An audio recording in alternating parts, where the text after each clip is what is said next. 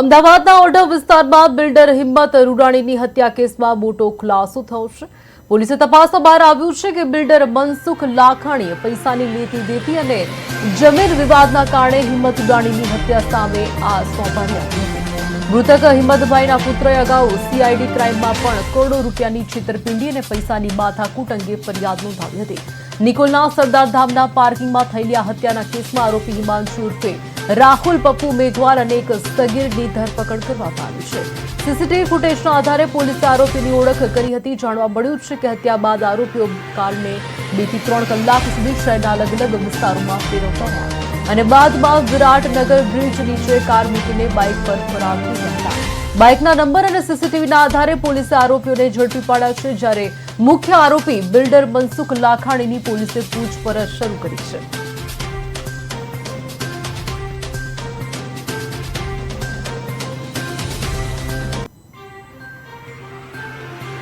અને આરોપીઓને સિરોહી નજીક હસ્તગત કરે છે। અમારી ટીમ ત્યારબાદ પહોંચતા અમને આરોપી આપે છે અને અમે તેઓને અહીં લાવી પૂછપરછ કરીએ છીએ।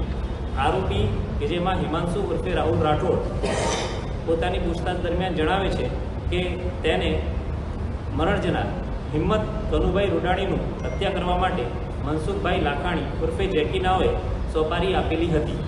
અને બીજો આરોપી છે પપ્પુ ઉર્ફે હીરાજી મેઘવાલ અને ત્રીજો આરોપી જે છે તે કાયદાના સંઘર્ષમાં આવેલું બાળક છે। ત્યાં નિકોલમાં સરદાર ધામ જે આવેલું છે તેના બેઝમેન્ટની અંદર કરવામાં આવેલી હતી।